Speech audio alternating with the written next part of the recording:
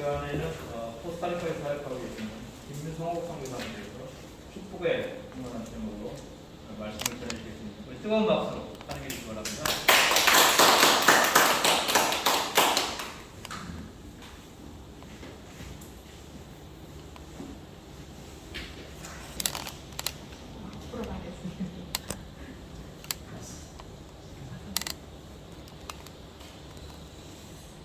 반갑습니다.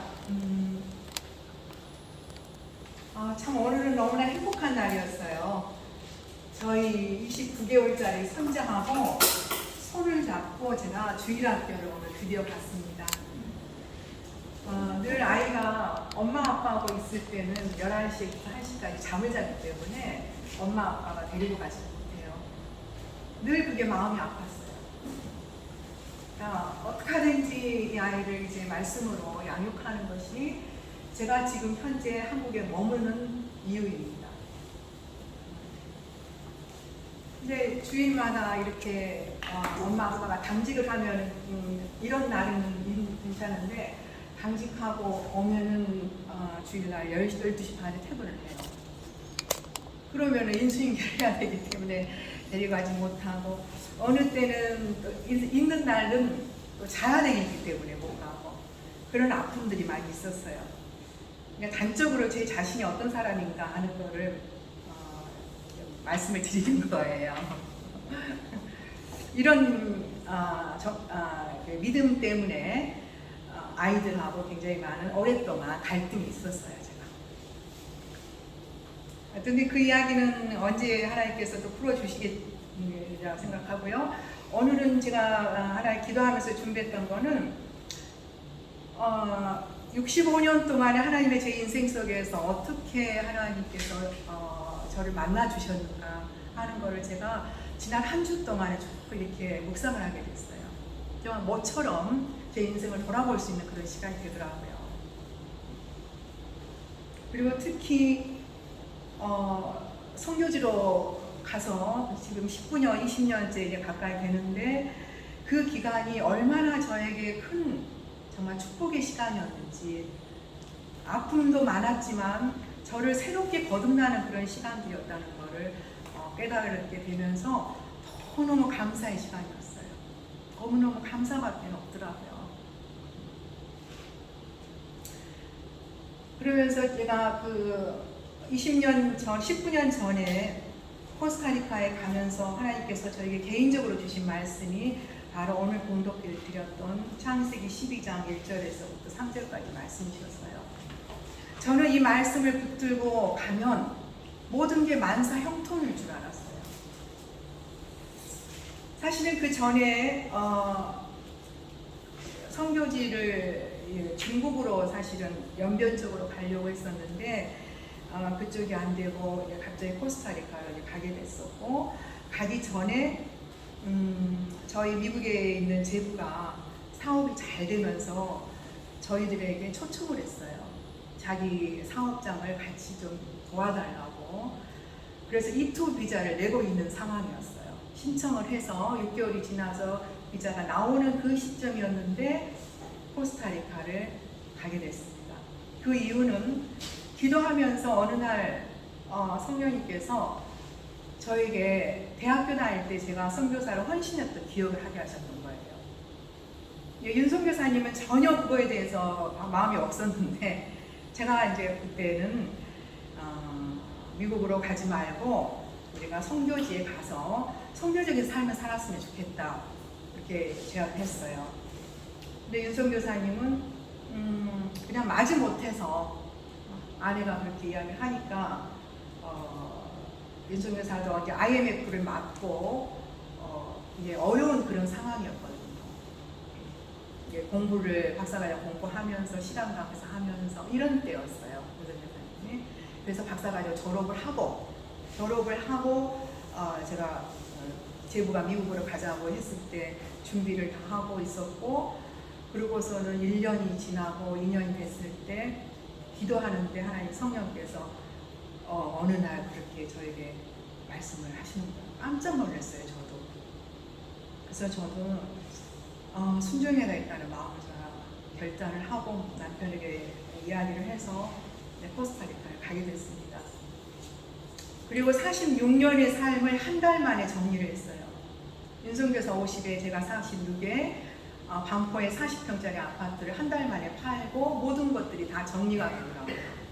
이렇게 하고 친인척들하고 인사도 못하고 지인들하고 인사도 못하고 저희가 선교단체에서 YM에서 훈련을 받았기 때문에 그곳에서 이제 자비랑 선교사로 가는 거를 이렇게 파송을 해줬고요. 그래서 저희 교회에서도 개척교회였어요. 개척교회에 가서 6개월도 안 돼서 저희가 파송을 이제 하게 된 거죠. 자비량으로 갔어요. 그래서 2003년 8월에 코스타리카에 도착을 했는데 윤성교사님은 사업장을 했었고 그 사업장이라는 거는 이제 우리 제부가 같이 이제 해서 했던 그런 사업장이었어요.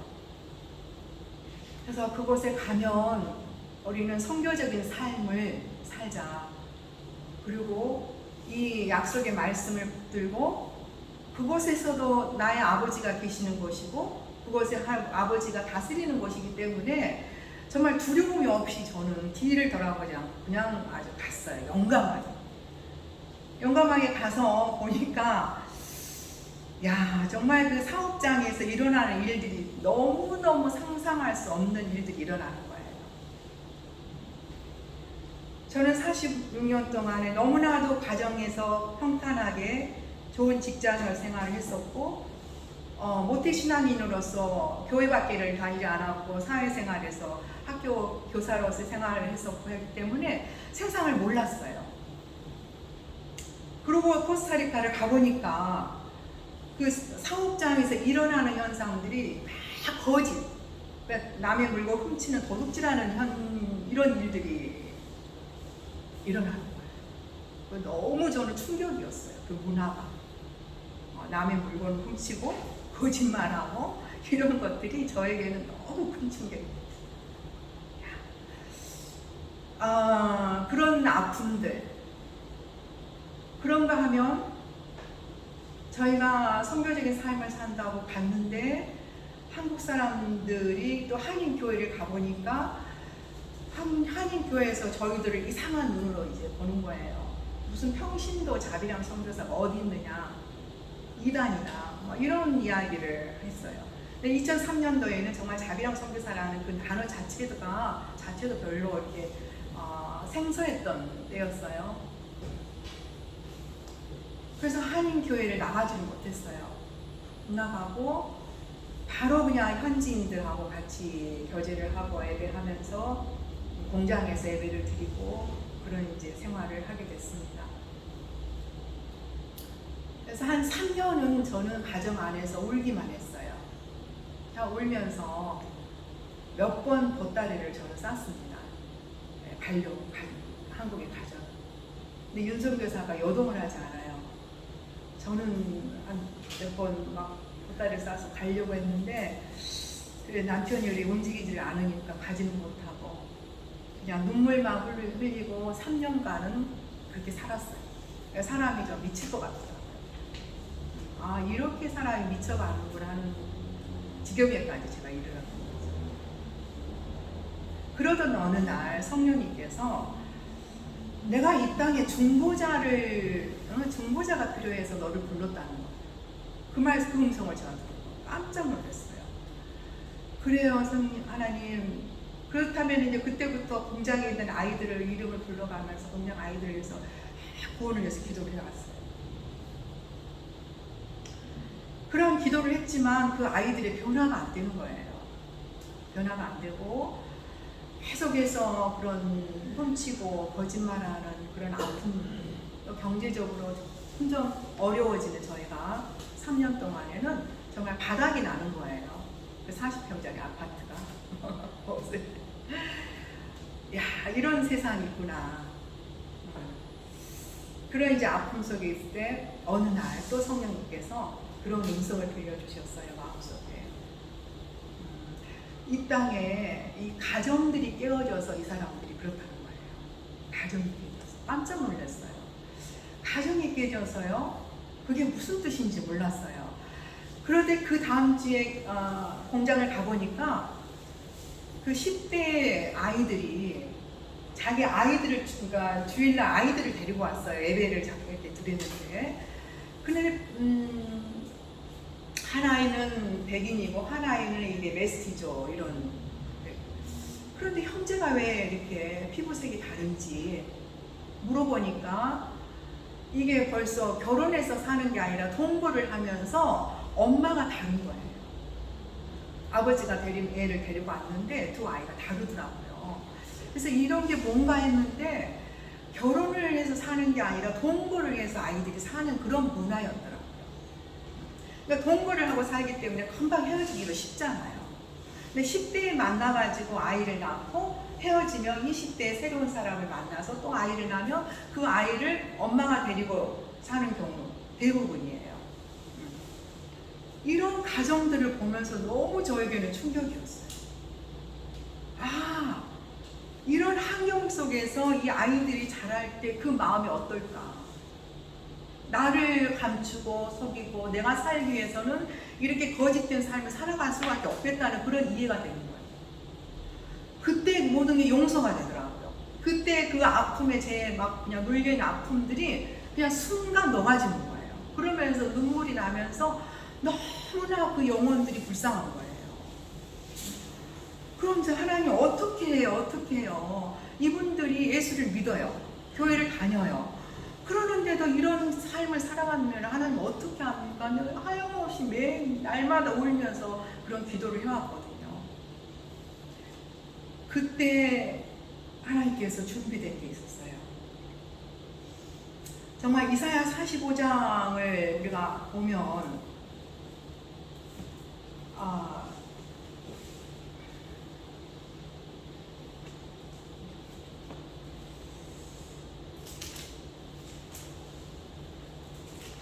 이사야 45장에 하나님께서 내가 너보다 앞서 가서 험한 곳을 평탄하게 하며 논문을 쳐서 부수며 세빗장을 꺾고 내게 흑암 중에 보아와 은밀한 곳에 숨은 재물을 주어서 너의 이름을 부르는 자가 나 여호와 이스라엘의 하나님인 줄을 너가 알게 하리라. 이 말씀을 어느 날 주신 거예요.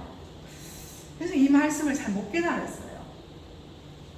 그러나 시간이 지나면서 하나님께서 준비해 놓은 게 계시더라고요.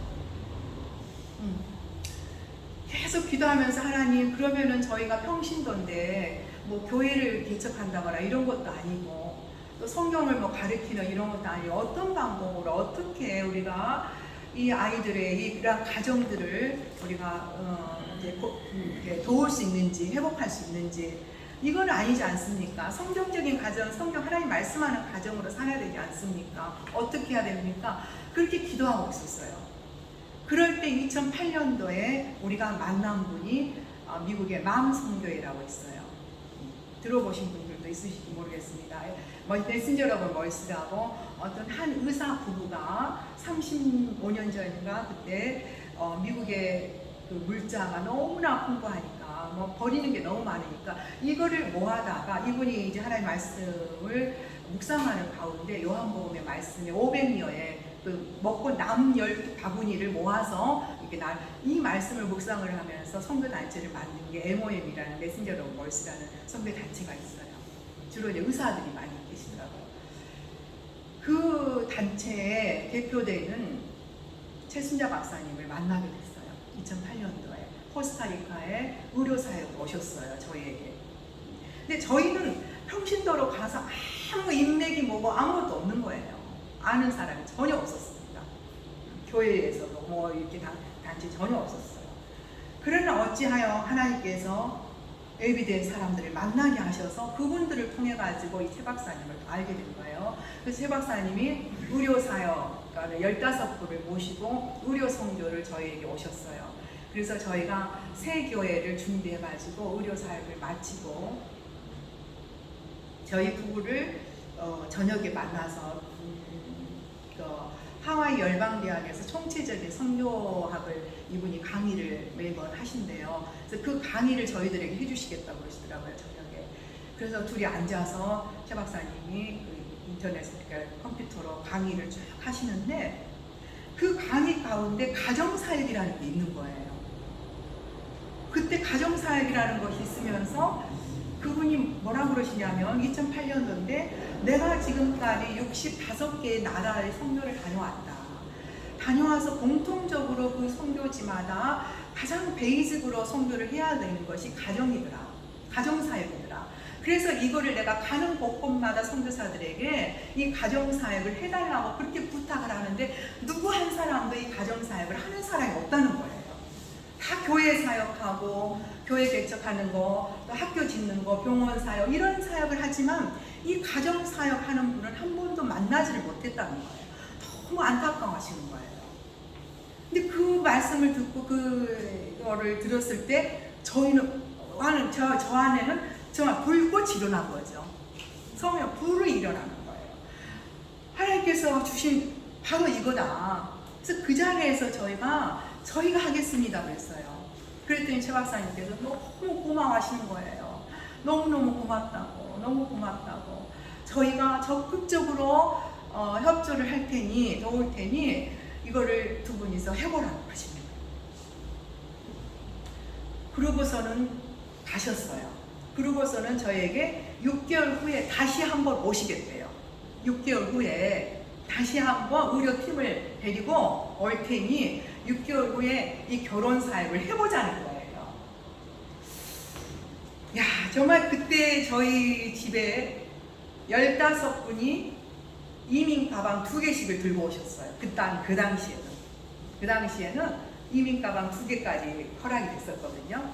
그래서 저희가 조그마나 이 정도의 집에서 살았었어요. 방 2개, 이렇게 거실. 근데 32개인가 가방이 그 거실이 가득 차버렸어요. 그리고 15분을 제가 점심을 카레라스 해드리고 그리고 이제 막 사역을 하고 했었거든요. 그리고 그분들이 가셨어요. 가시고 6개월 만에 다시 올 테니 사역을 준비하라는 거예요. 야, 그때 그 긴장감은 어떻게 하겠어요? 본 적도 없었고 저희가 가정사역에 들어본 적도 없잖아요. 그냥 이것이 필요했고 이분들의 영혼이 가정이 너무나 필요했기 때문에 울면서 하나님한테 가정 회복을 위해서 말씀대로 사는 하나님의 가정, 복받는 하나님의 가정, 천국을 이루는 그런 가정을 이루기 위해서 기도만 해왔지 어떻게 할 방법은 몰랐어요. 근데 이렇게 빨리 하나님께서 준비를 하고 계셨더라고요. 그래서 윤선 교사님이 그때 신대원을 다니고 있었어요. 그 현지. 그래서 현지 도서관에 가서 가정사역에 대한 스페인시 책을 다 이렇게 모아가지고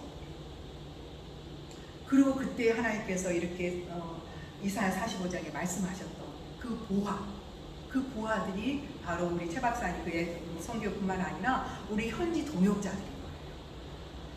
그 현지 동역자들이 처음으로 저희가 의료 선교를 사역을 처음 한 거예요. 그때가 처음으로 했을 때 이 새 교회에서 새 교회 리더들, 전도사님들이 저희랑 같이 목사님이랑 같이 사역을 하고 제가 마치고 끝나고 저희 집에서 점심을 대접하면서 제가 이야기를 했어요. 이 새 목사님들에게. 저의 비전은 앞으로 라틴 아메리카의 가정에 깨어진 가정들을 회복하는 것이 저희들의 비전입니다. 그렇게 나눴어요. 이분들에게. 그랬더니 두 목회자 전도사님들이 이분들이 이야기하기를 맞습니다. 선교사님 맞아요. 저희가 라틴 사람이지만 이 라틴의 문제가 이게 가장 큰 문제인 것 같아요. 저들도 평소에 그런 생각을 하고 있었대요. 한 분은 그런 의식이 전혀 없었고 비전이 없었고 두 분은 자매예요. 근데 이 자매들은 페루 사람이에요. 페루에서 유학을 온 코스타리카에서 이 신학 공부를 위해서 유학을 온 자매들이에요. 그리고 한 자매는 페루에서 선교 훈련을 받고 오신 분이고 한 자매는 그러니까 신학을 다니는 그러니까 윤성 교사님하고 같은 클래스메이트 자매였어요. 이 자매들이 그런 이야기를 하는 거예요. 우리 라틴 아메리카의 문제가 가장 심각한 문제가 이거라고 자기들도 평소에 생각했대요. 그래서 이걸 어떻게 해야 되나 하는 걸 생각했는데 저희가 그렇다면 제가 거기서 스페인식 이름으로 사라예요. 사라가 그런 생각을 갖는다, 비전이 있다면 우리도 같은 그 비전을 가지고 한번 이 사역을 했으면 좋겠다 이렇게 이야기하는 거예요. 그래서 너무 놀랬고, 그러면서 저희들이 6개월 동안 목요일 날 점심 때 집에서 점심 먹고 제가 하고 그리고 기도하고 어떻게 하나님께서 회의가 인도하실지, 그리고 일단은 이제 기도하면서 우리가 준비하자. 그래가지고 그 다음 주부터 이제 세 사람, 그러니까 윤성대사하고 저하고 그 다음에 이 자매 2명하고 4사람이 모여서 매주 목요일 날 점심 때 밥 먹고 기도회를 하기 시작했어요. 그러면서 한 걸음 한 걸음 하나님께서 이제 해주신 거예요. 그때 받은 채는 은혜는, 그때가 우기철인데, 우기철에 그 당시에는 우기철이 그냥 밖에 스콜이에요. 하늘에서 그냥 물을 부어댑니다. 밖에서 하는 것처럼. 그 당시는 그랬어요. 그런데 이 두 자매가 버스를 2번씩 갈아타면서 저희 집에 옵니다. 집에 한 번씩 오면은 2시간씩 그렇게 걸리고 3시간씩. 그리고 한 자매는 소아마비예요. 다리까지 접어요. 그러네 비를 다 맞고 그렇게 옵니다. 목요일마다. 저는 그게 너무 큰 은혜고, 어느 때는 정말 미안해서 안 왔으면 좋겠어요. 제가 교통비를 주는 것도 아니에요. 저는 일부러 그런 걸 자제를 했어요.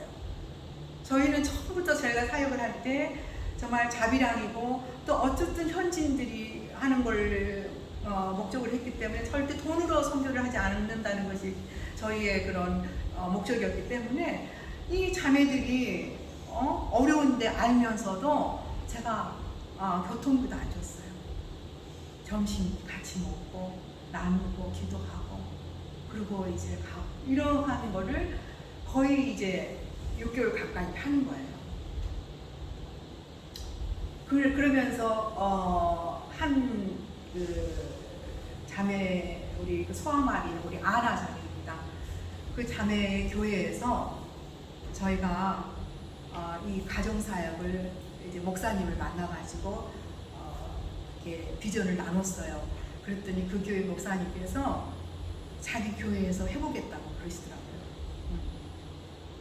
그래서 이 교회에서 처음 2009년도에 첫 결혼을 열상이 했어요. 근데 저희들은 열상을 교육을 12주 교육을 하고 하는데 윤석 교사님하고 저는 그때만 해도 그 나라의 문화를 잘 몰랐어요. 열상을 교육한다고 해서 결혼 전에 그 부부들을 12주 교육을 해서 정식으로 결혼 생활을 하는 그런 부부로 우리는 이제 훈련시키는 그런 걸 했었어요. 그런데 이 목사님은 그게 아니고 지금 동거하고 있는 사람들을 모아놓은 거예요. 동거하고 있는.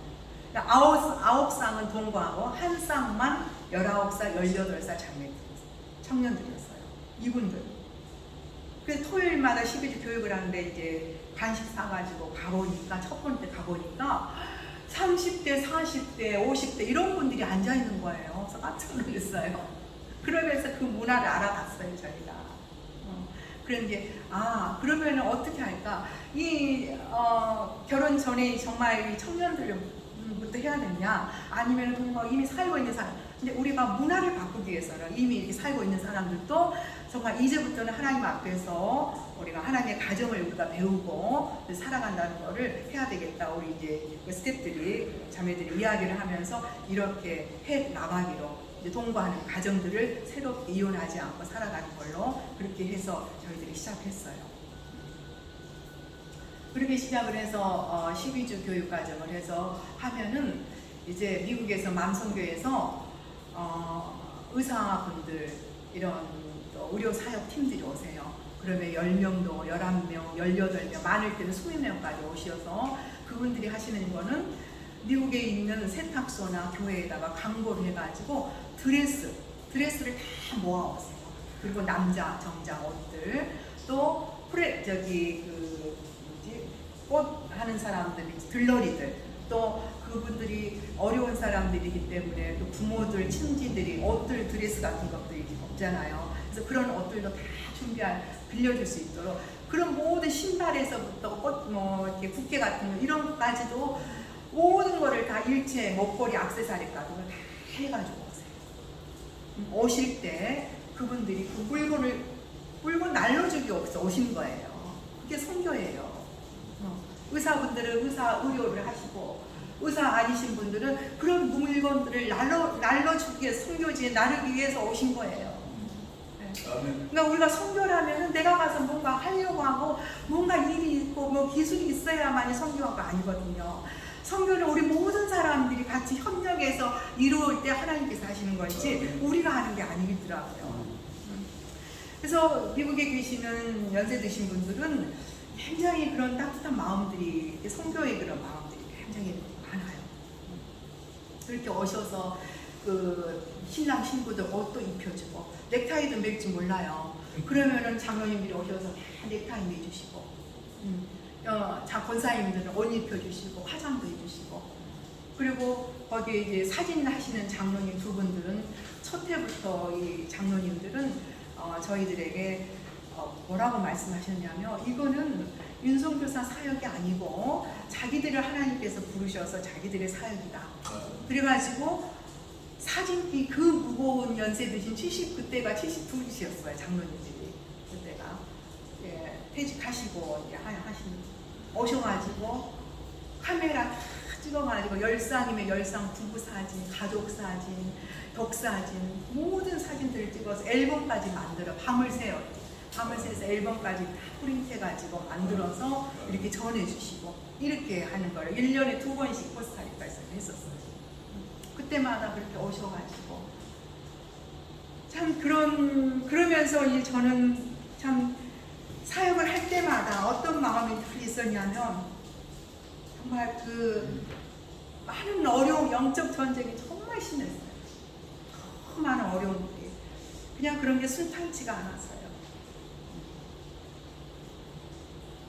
어느 날 하나님께서 정말 야곱아 너를 창조하신 여호와께서 지금 말씀하시느니라 이스라엘아 너를 지으신 이가 말씀하시느니라 너는 두려워하지 말라 내가 너를 구속하였고 내가 너를 지명하여 불렀나니 너는 내 것이다 너가 물 가운데 지날 때 내가 너와 함께 할 것이다 강을 건널 때 물이 너를 침몰하지 못할 것이며 너가 불 가운데로 지날 때 타지도 아니할 것이요 불꽃이 너를 사르지도 아니할 저는 늘 사역을 하고 거기서 생활할 때마다 이런 어려운 문제들이 지나게 해주세요.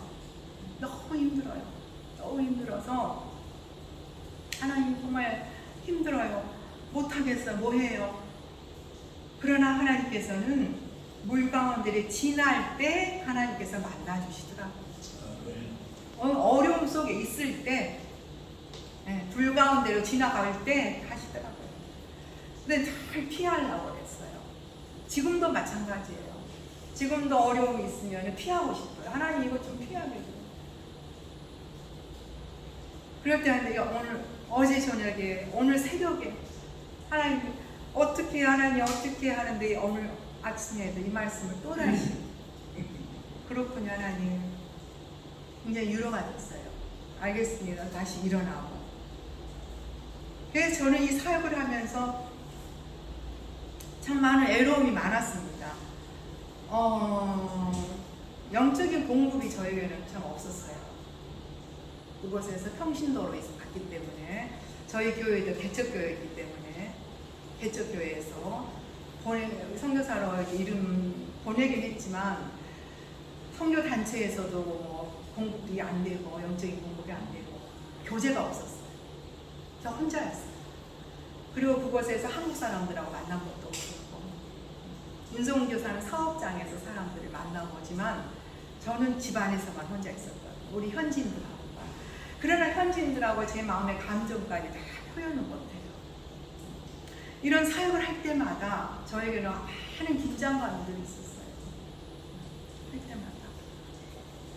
늘 기도하면서 혼자서 씨름하면서 그러면서 저는 여러 차례 우울증이 굉장히 심했어요. 너무 우울증이 심해서 한국에 와서 치료도 받고 가는 데가 참 많이 있었습니다. 그러나 이런 우울증을 통해서도 하나님께서 합력하여 선을 이루시더라고요. 이런 우울증을 통해서 어느 해는 제가 미국으로 잠깐 쉬러 갈 수밖에 없었어요. 너무 힘들었기 때문에 그때 하나님께서 또 저에게 어떤 일을 주셨냐면 안경을 할 수 있도록, 그러니까 이 결혼 사역, 이 중요한 사역을 위해서는 뭔가 툴이 있어야 되더라고요. 그냥 우리가 교회마다 다니면서 목사님들에게 이 나라의 이런 문화가, 이런 것들이 이렇게 깨어져 있기 때문에 우리가 가정 사역을 하십시오 이러면은 목회자들이 이해를 못해요. 문화 자체가 이렇게 있었기 때문에, 간섭성이 있었기 때문에. 근데 접촉점이 있어야 되잖아요. 그 교회하고 만나는. 근데 제가 굉장히 어려운 그 우울증이 이 가정사역 하기 전에, 나는 2009년도에 시작은 했지만 그 이후에 또 어떤 일이 있었냐.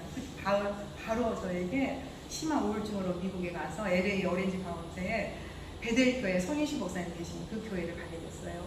근데 거기에서 하나님께서 또 준비하신 게 안경 사역을 하게 하시더라고요. 돋보기도 하고 근시도 하는 거, 측정하는 거, 그거를 그 교회 장로님이 저를 보시면서 자기 집에서 일주일간 숙박을 시키면서 교육을 시키는 거예요. 이걸 아무 준비가 없는 상황이 그때 갔었는데, 그래서 그 집에서 먹고 자고 하면서 장로님한테 배워가지고 코스타리카에 돌아와가지고 이 안경을 가지고 정말 아주 코스타리카에 전역을 다니는 거예요.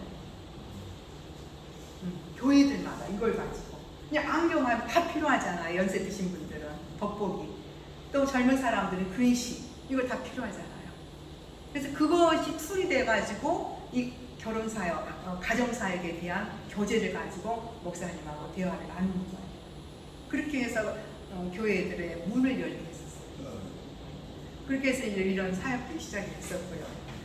그러고 나서 이제 한 몇 년, 3년, 4년을 결혼 사역을 하고 나니까 어느 날 성령님께서 그런 마음도 주셨어요.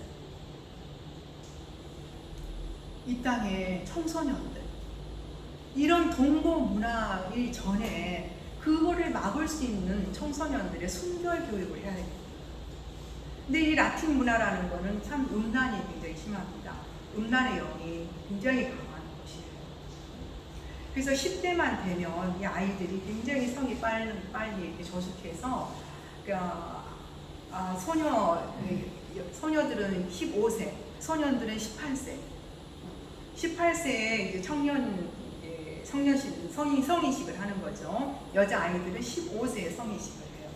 그리고 성인식을 하면은 이 아이들은 그냥 부모 허락 없이 그냥 이렇게 동거할 수 있는 이런 것들이 되어 있어요. 그래서 저희가 15세 아이들을 위해서, 18세 아이들을 위해서 순결 교육을 해야 되겠다. 그래서 이제 8주 교육을 만들어가지고 그 청소년들 대상으로 순결 교육을 하게 됐습니다. 그래서 이 사역을 하면서 그 아이들도 얼마나 이게 몰라서 그랬더라고요. 교육을 안 받아서 그래요. 그리고 본 적이 없고, 왜냐하면은 다 자기의 부모들이 미혼모로 사는 부모들이 거의 통계적으로 60%거든요. 통계가. 그러니 뭐 평균은 7, 80% 되겠죠. 그렇기 때문에 이 아이들이 그걸 모르는 거예요. 근데 교육을 받으면서 조금씩. 근데 지금은 이제 한 10년이 되니까 이제 혼 전에 이제 동거하지 않고 결혼하는 그런 문화가 이제는 생겨요. 10년이 되니까. 그래서 저희 교회 같은 경우에는, 저희 교회는 정말 이제는 동거하는 것을 약간 자기들이 이게 잘못됐구나 이런 거를 의식을 하고, 그리고 청소년들은 결혼을 하고서 이제 생활하는 이런 게 바뀌더라고요. 얼마나 그리고 예전에는 그 동거하면 금방 헤어져 버리잖아요. 지금은 이제 결혼식 정식으로 법적으로 결혼까지 하기 때문에 이게 이혼하는 것도 엄청 힘들어요. 그런 이런 일들이 일어나면, 어려운 일이 일어나면 이제 목사님하고 상담을 하게 돼요. 상담을 하면서 계속해서 이 가정에 대한 문제들을 서로 이제 협력하기 위해서 무척 노력을 해 나가는 것들 우리가 많이 볼 수가 있습니다. 그렇게 해서 그런 결혼 사역을 했었고요. 그러다가 이제 또 미혼모 사역을 하게 된 거는, 어느 날 결혼 사역을 하는 중에 어느 교회를 갔더니 굉장히 교회에서 열심히 일하는 자매들이 안 보여요. 일을 막 하는데. 그래서 물어봤어요. 왜 이 아이들이 안 보이느냐 그랬더니 그냥 별로 기분이 이렇게 마음이 많이 아프다는 거예요. 그래서 왜 그러냐 그랬더니 그분들이 미혼모였던 거예요. 그래서 미혼모들이 그 결혼하는 축하에 오지 않고 그냥 교회를 안 와버린 거예요. 그러니까 그게 마음이 굉장히 아팠던 거예요. 자기들은. 그나마 남편들이 동거로 사는 사람들은 이렇게 교육을 받아서 같이 이세를 사는데 자기네들이 없잖아요. 근데 이런 거를 제가 보면서 야, 참 그렇구나. 이런 미혼모들이 있구나. 이거를 또 알게 됐어요. 그래서 그러면 우리 미혼모들을 위해서 이 아이들이 미혼모들이 자존감을 회복하는 그런 프로그램을 해서 경제적으로도 자립하면서 살 수 있는 그런 길을 해보자. 그래서 기도하면서 하나님께서 도르카라요. 사도행전 16장인가 도르카 과부가 나오죠. 그 말씀을 주셨어요. 칭찬받는 과부. 그래서 이제 그 말씀을 가지고 우리 미혼모들을 모아가지고 8주 교육을 해서 그 교육을 받고 나서 이 아이 미혼모들이 자발적으로 자립할 수 있는 경제적인 자립을 할 수 있도록 경제적인 자립을 할 수 있도록 저희가 후원을 해주고 하는 그런 생활을 프로그램을 하게 됐습니다. 그래서 이런 사역들을 코스타리카에서 하게 되면서 코스타리카에서 그렇게 결혼을 하고 잘 사는 복을 받는 그런 형제들이 자기 나라에 가서 니카라과 같은 그런 나라에 가서 그곳의 목사님들한테 말씀을 해가지고 목사님들이 저희들을 또 초청을 해서 자기 나라에서도 이걸 해줬으면 좋겠다. 그렇게 해서 니카라과에 가서 사역을 하게 됐고요. 페루는 우리 동역자들이 나라기 때문에 자기 나라에서도 해줬으면 좋겠다. 그래서 이제 페루에 가서 우리 가정사역이 됐고, 그리고 5년 전에는 또 쿠바에 가게 됐어요.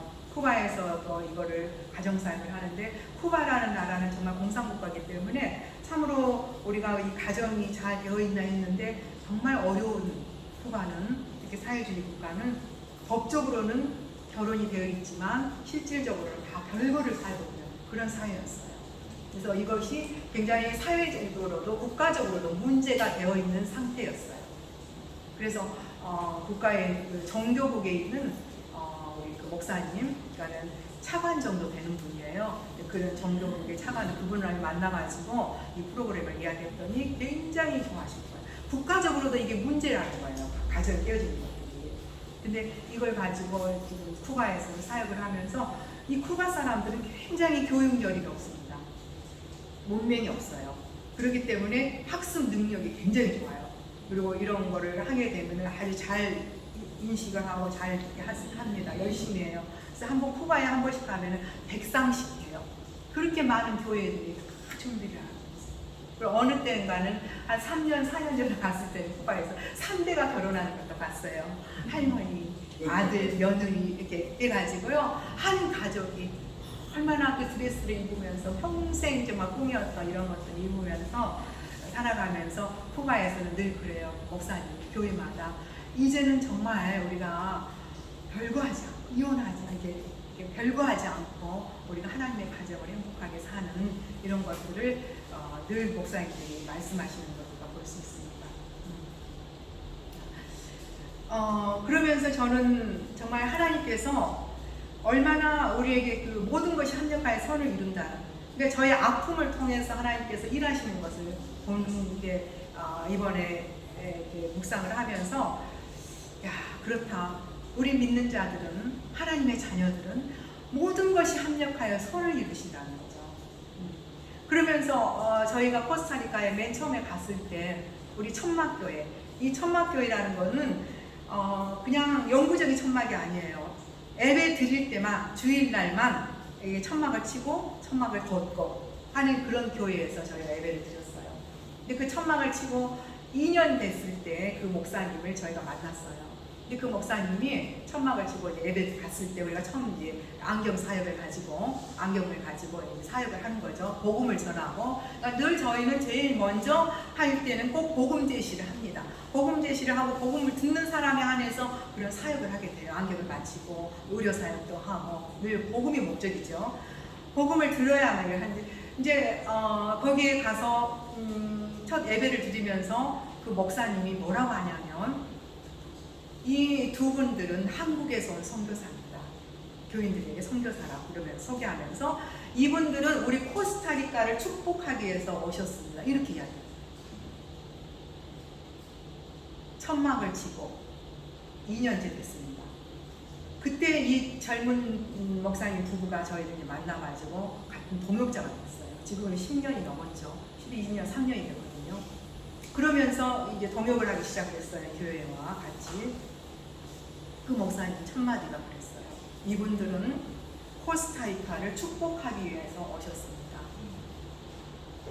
그게 바로 저희가 코스타리카 갈 때 하나님께서 창세기 12장 1절부터 3절까지 주신 말씀이었어요. 저는 늘 그 말씀을 품고 이 말씀이 있기 때문에 땅을 밟는 거예요. 그래서 안경사역을 가지고 전국을 다녔어요. 왜? 제가 밟는 땅들마다 하나님께서 복을 주신다고 하셨거든요. 그 믿음을 가지고 가거든요. 왜냐하면은 안경을 가지고 복음을 전하고 안경을 해주고 그러면서 이 한 10교회를 가면은 한 교회 정도 가정사역을 할까 말까 해요. 할까 말까. 그러나 복음을 전해주는 거예요. 그래서 이 가정사역을 또 만나는 교회는 정말 하나님께서 얼마나 부흥을 주시는지 그 지역이 변해요. 그 지역이. 우리가 첫 해 2009년도에 가정사역을 첫 해 했던 교회는 그 당시만 2009년도만 해도 현지인들이 잘 못 들어다녔어요. 택시를 안 들어갔어요. 위험한 곳이기 때문에. 마약을 하고 마약하는 사람들이 총대고 이러는 곳이었어요. 근데 저희는 그걸 몰랐죠. 모르니까 다니는 거예요. 갔는데 현지인들이 막 놀래요. 거기 가자 그러면. 택시 타고 가자 그러면. 근데 모르는 저희는 다녔기 때문에. 그래 늘 단기팀들 데리고 가서 복음 전하고 사역하고 이렇게 했기 때문에 그게 몇 년을 하고 나니까 그 동네가 바뀌어요. 지금은 얼마나 깨끗한 동네가 됐는지 몰라요. 그러나 물론 이제 그분들의 이런 기도도 있고 많은 이제 국가도 이렇게 많이 경제적인 수준이 높아졌지만 그러나 저는 믿습니다. 저는 하나님께서 하셨다고 봅니다. 저희들이 가는 곳곳마다 하나님의 변화를 주는 것을 보고 있습니다.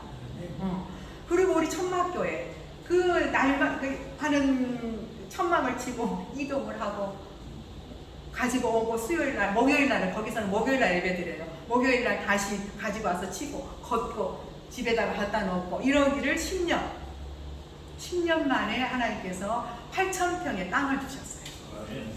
그리고 건축을 했습니다. 지금은 한 250명이 와요. 그래서 그 교회를 건축하면서 얼마나 많은 정말 저에게 또 아픔이 있었는지 정말 말할 수 없는 고통 속에서 그래서 저는 교회 건축을 하면은 피가 정말 뼈가 녹는구나 목사님들의 그 마음을 그때 알았어요. 아 그렇구나 교회 짓다가 이렇게 해서 죽는다는 이런 거였구나 하는 거를 그 정신적인 그 압박감 하나님들 두려워하지 말라 이 말씀 주는데도 안 되는 거예요. 지금도 마찬가지예요. 지금도. 그러지 말라 하지 뭐 두려워하지 말라 하시는데도 그 정도로 아직도 제가 강하고 자아가 아직 죽어지지 않고 늘 그렇게 살아가고 있어요.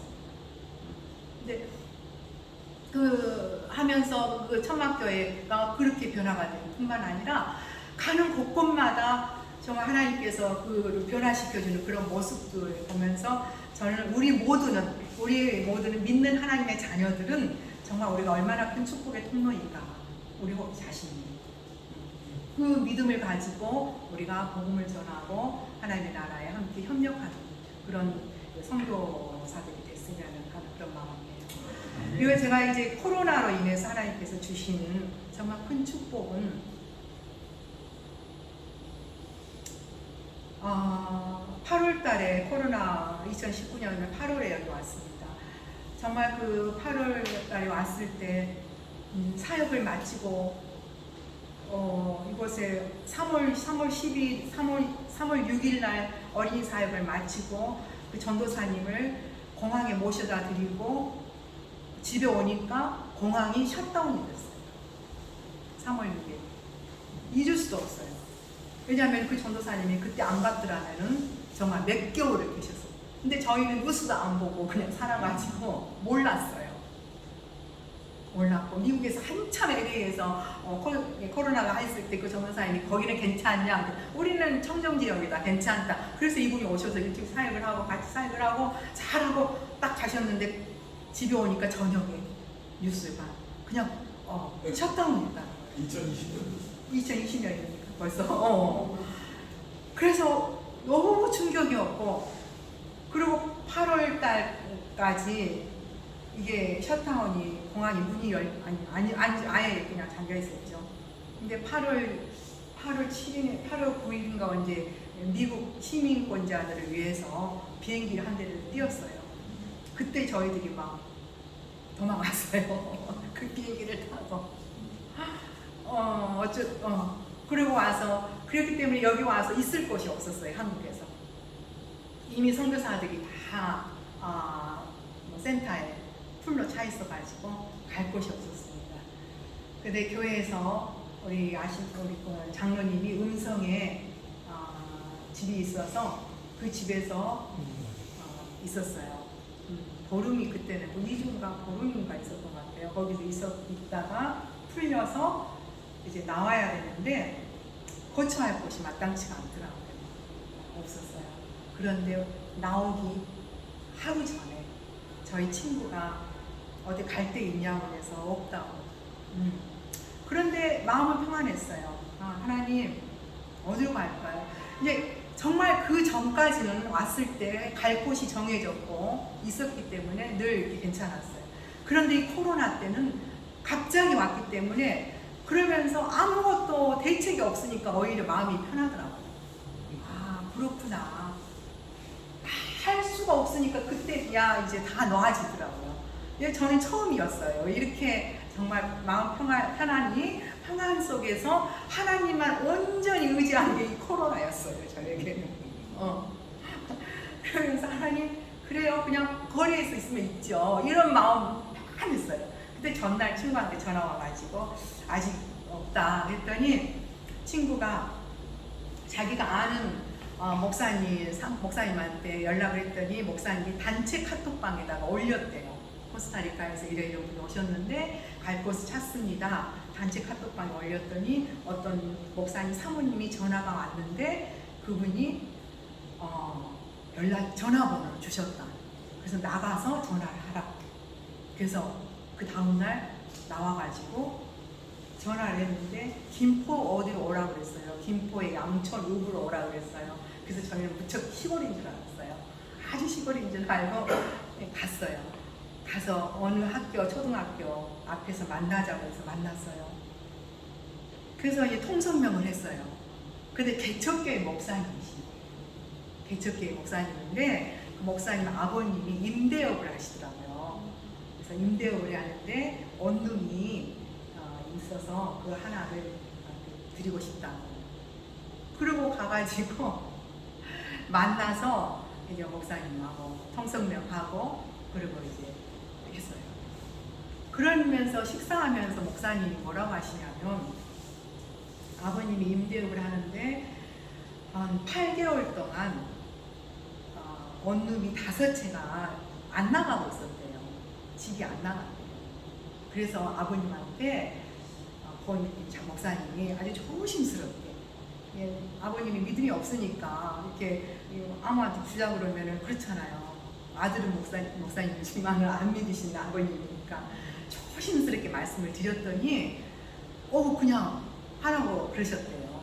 그런데 그 이유인즉슨 그 전날 그러니까 목사님이 저희들을 방 하나 주기로 마음을 이렇게 결정을 하셨는데 그날 복도방에서 전화가 와가지고 집이 2채가 나간 거예요. 그리고 아버님이 사인을 하셨대요. 그 자리에서 아버님에게 이런 분이 오십니다. 하나 줍시다. 그랬더니 아버님 그렇게 하라고 그러셨대요. 그렇게 해서 이제 저희가 원룸에서 살게 됐어요. 그러시면서 목사님이 정말 선교사님 덕분에 10개월 동안 놀았던 집이 이렇게 갑자기 이렇게 나가더라고요. 이런 말씀을 하시는 거예요. 그러셨나요? 그리고 집이 이제 2채에서 저희 1채하고 이분이 이제 하나 있는데 하나도 한 달 만에 나가더라고요. 그렇게 살았어요. 그리고 목사님 1층에는 개척교회였어요. 새벽에 교회에 나갔어요. 근데 목사님이 교회 그 새벽 기도 안 하고 계셨어요. 그래서 제가 하자고 그랬어요. 목사님한테. 목사님하고 저하고만 하더라도 합시다. 윤석 교사님이 하더라고. 그랬더니 목사님이 일을 하셨어요. 그러면서 목사님이 언젠가는 기도 제목을 내놓으시는 거예요. 조그만한 교단이에요. 순복음교회 교단인데 자기 교단에 땅을, 그러니까 교단이 자꾸 이사를 하는데 건물을 하나 해야 된다고, 그 건물 구입을 위해서 기도해달라고 그러시는 거예요. 그래서 기도하겠다고 그랬어요. 그리고 기도하고 있었어요. 그런데 어느 날 제가 이제 원룸에 있으니까 뭐 겨울옷도 필요 없잖아요. 여름옷만 가지고 이렇게 길 줄 모르고 3개월 티켓만 하고 왔기 때문에 옷이 없었어요. 근데 어떤 여자 목사님이 연락 전혀 모르는 분이 있는데 옷을 가을 겨울 옷들 막 보내온 거예요. 2박스를. 그래서 너무 고마워가지고 그 목사님한테 어느 날 찾아갔어요. 찾아갔더니 그 목사님이 저에게 헌금을 주시는 거예요. 그러시면서 뭐라고 하시냐면 성령님께서 이 헌금을 선교사님한테 드리래요 이러시는 거예요. 그래서 어머 이렇게 도움 받으면서 무슨 또 헌금까지 막 저는 너무 미안해서 그래 받았어요. 집에 왔더니 굉장히 큰 금액이에요. 깜짝 놀랐어요. 그래서 너무 하나님 내가 어떻게 이걸 왜 저에게 이걸 주셔요? 하나님 이걸 왜 주셔요? 굉장히 부담이 돼서 늘 기도했어요. 그러는데 이 목사님이 개척교회 목사님이 건축 이야기를 하시잖아요. 그래서 그거를 기도하는데 어느 날 성령님께서 이 헌금을 그 교단 건물 짓는데 주라는 거예요. 그런 마음을 주셨어요. 그래서 제가 3번을 이렇게 표증을 보여달라고 하나님한테 3번 사인을 요청했어요. 그래서 3번 다 그렇게 사인을 받았어요. 그래서 제가 목사님한테 말씀드렸어요. 목사님, 첫 사인은 뭐였냐면 혹시 지금 교단에서 건축을 한다는데 헌금을 지금 하고 있습니까? 교회마다. 한 사람 없다는 거예요. 말은 해놓고 교회들이 어려우니까, 그리고 코로나니까는 불가능한 일이잖아요. 안 했으면 좋겠다는 사람들도 있고 막 이러는 거예요. 그래서 아직 헌금을 한 사람 없대요. 제가 하나님한테 그걸 요청했거든요. 헌금한 사람 한 사람 없다는 이야기를 들으면 이게 알겠습니다 그랬거든요. 그랬더니 정말 그런 거예요. 그래서 제가 미련 없이 확신을 갖고 드렸어요. 목사님이 교단에 회의 가서 그걸 하셨어요. 그래서 교단장이 그거를 들으시고 충격을 받았어요. 그리고 다른 교회들도 목사님들도 도전을 받았어요. 도전을 받고 그때부터 막 헌금이 들어오기 시작해요. 그러면서 저한테 이 목사님이 오늘은 얼마나 회계를 맡고 계셨어요. 목사님이 건축 위원장이에요. 그래서 얼마 들어왔어요. 선교사님이 얼마 이러시는 거예요. 그래서 몇 천만 원까지 제가 듣고 왔어요. 그러는데 어느 날 3월 며칠이었어요. 저희 아들 집에 제가 있었는데 밤 9시 전화가 왔어요. 선교사님, 웬일이세요 목사님? 이렇게 밤늦게 그랬더니 너무 기쁜 소식이 있어서 전화했어요. 무슨 일이세요? 오늘 건물 사는 거 20억인가? 그게 계약을 했대요. 그런 일이 있었대요. 그렇군요. 하나님. 네. 그래서 이 코로나 때 아주 작은 교단의 건축에 일부 하나님께서 쓰시려고 하셨군요 하면서 그래 하나님. 네. 그래서 역시 우리는 축복의 통로라는 거. 네. 무슨 모든 것이 합력하여 선을 이루시는 하나님. 그러면서 저에게는 또 하나의 그거는 자녀들과의 관계가 참 어려웠습니다. 제가 굉장히 강했고 무엇보다도 하나님에 대한 열심이 너무 내 열심이 많은 사람이었어요. 너무 정교심이 아주 그런 바울 못지않는 이렇게 제가 살아왔었거든요. 그러다가 정말 선교지에서 다 깨지고 부서지고 녹아지고 하는데도 이제 그런 과정에서 저희 아이들하고 너무 오랫동안 헤어져 있었고 아이들 돌보지 못하는 이런 아픔들 때문에 굉장히 많은 큰아들하고의 아픔도 있었고, 근데 하나님께서 2년간 지금 큰아들 집에서 우리 손자를 돌보면서 그 손자를 통해서 하나님이 얼마나 저를 보실 때 어떠했나, 어떤 사랑인가 하는 걸 알게 되고, 엄마의 진정한 그런 모습들을 아이가 이제 보는 것 같아요. 큰아들이. 그런 것 같고, 그래서 하나님께서 그런 것들을 회복시켜 주시는 그런 지금 과정이 있습니다. 그리고 저희 둘째 아이도 많은 이제 성교지를 둘째 아이를 데리고 왔어요. 큰 아이는 대학교 1학년 때 기숙사에 넣어놓고 갔고, 작은 아이를 고1 때 데리고 갔기 때문에 그 아픔 속에서 그 아픔 이 아이가 얼마나 많이 갖는, 다 그냥 간 거죠. 그런 마음의 감정에 깨어지는 이런 것들이 많이 아파요. 그래서 많은 어려움 가운데 저희가 있습니다. 그러나 하나님께서 이번 코로나로 인해서 아이들하고 같이 살 수 있는 시간을 주셨고, 윤성 교사님 어쩔 수 없이 또 돌아가서 있긴 하지만 많이 지금 회복하는 그런 과정이 있어요. 그래서 저는 정말 하나님께서 내년에는 윤성 교사님 돌아와서 아이들과의 관계들이 회복이 되고, 특히 아이들이 정말 하나님 앞에 예배하는 것들이 회복이 되는 그런 모습들 속에서 우리 아이들이 영원히 살아야 되는데 이걸 회복해서 저도 다시 돌아갈 수 있었으면 이게 저희 기도 제목입니다. 감사합니다. 기도하겠습니다. 하나님 아버지 감사합니다. 하나님께서 저희 인생을 통하여서 어떻게 정말 사랑으로 이끄셨는지, 하나님, 저는 늘 정말 물을 지날 때도 두렵고, 불 가운데 있을 때 더 힘들고, 하나님 불꽃에 있을 때는 더 두려움 속에서 있을 때마다 아버지 이것을 피하고 싶어서 하나님 이것을 아버지 없었으면 좋겠다고 늘 간구했었습니다. 그러나 하나님께서는 그곳을 지날 때 하나님께서 저를 만나주셨던 것에 대해서 아버지 이제야 깨닫습니다. 하나님 정말 앞으로의 모든 그 삶 속에서도 이제는 정말 하나님께서 약속하셨던 것처럼 아버지 우리가 어떤 그 고난을 피하는 것이 아니라 이 고난 속에서 계시는 하나님, 그 하나님을 만남으로 말미암아 우리가 하나님의 형상으로 회복이 되고 예수님을 더 닮아가는 하나님의 자녀들로 살아갈 수 있음을 고백합니다. 하나님, 이 시간에 특별히 우리 철성교회 우리 모든 하나님의 사랑하는 아들, 딸들, 아버지 하나님의 우리의 삶이 정말 하나님을 닮아가기를 원합니다. 아버지 하나님, 특별히 우리 철성교회는 하나님께서 이 마지막 때에 이 세계 열방을 섬기는 하나님 아버지 교회를 아버지 그 비전을 하나님께서 주셨사오니 이 비전의 꿈을 가지고서 아버지 앞에 날마다 기도하며 모여서 예배하는 이 아름다운 하나님 아버지의 믿음의 예배를 받으시고 아버지 하나님 교회 가운데 놀라운 하나님의 부흥이 일어나게 하여 주시기를 원합니다. 아버지 마지막 때에 아버지 하나님 우리 철성교회를 통하여서 이 나라의 아버지 복음 통일을 이루는 일에 아버지 하나님께서 이 교회를 사용하여 주시고 아버지 이 통일을 통하여서 아버지 우리나라가 우리 대한민국이 열방을 섬기는 아버지 하나님이여 나라로 사용하는 데 있어서 아버지 철성교회가 사용이 될 수 있도록 주님 축복하여 주시기를 원합니다.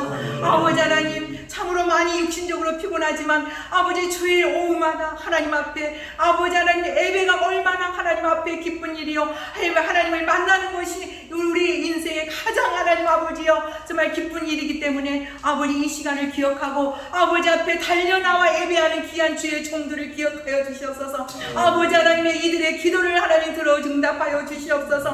아버지 하나님이여 정말 이들을 통하여 하나님께서 철성교회를 향한 하나님의 비전을 반드시 하나님 아버지 이루어질 것을 우리는 믿습니다. 아버지 그날까지 하나님 모이기를 힘쓰는 교회가 될 수 있도록 아버지 하나님 어려운 하나님의 자녀들을 돌아보면서 아버지 애로운 자, 아버지 하나님의 슬픈 자, 하나님 고통 중에 있는 자, 고난 중에 있는 자, 아버지 하나님 그 모든 사람들을 돌아보며 아버지 하나님 서로 협력하며 아버지 살피며 돌아보며 사랑하는 귀한 교회가 될 수 있도록 주님 축복하여 주시옵소서. 하나님 감사합니다. 오늘 이렇게 하나님 앞에 하나님 아버지 예배하며 또한 하나님께서 나의 인생을 통하여서 행하셨던 일들을 하나님 아버지 앞에 아버지 안에 드렸습니다. 하나님 혹여나 하나님 아버지 말씀 속에서 잘못된 것이 있다면 주님의 보혈로 씻어주시고 깨끗하시고 감춰주시고 오직 예수 그리스도 십자가만이 하나님 아버지의 정말 자랑이 되고 오직 하나님께서 행했던 것만을 하나님 아버지 우리가 자랑할 수 있는 아버지 하나님이여 정말 우리 모두가 될 수 있도록 주님 축복하여 주시옵소서. 하나님 감사합니다. 하나님 사랑합니다. 성령님 사랑합니다. 살아계신 우리 주 예수 그리스도 이름으로 기도합니다. 아멘.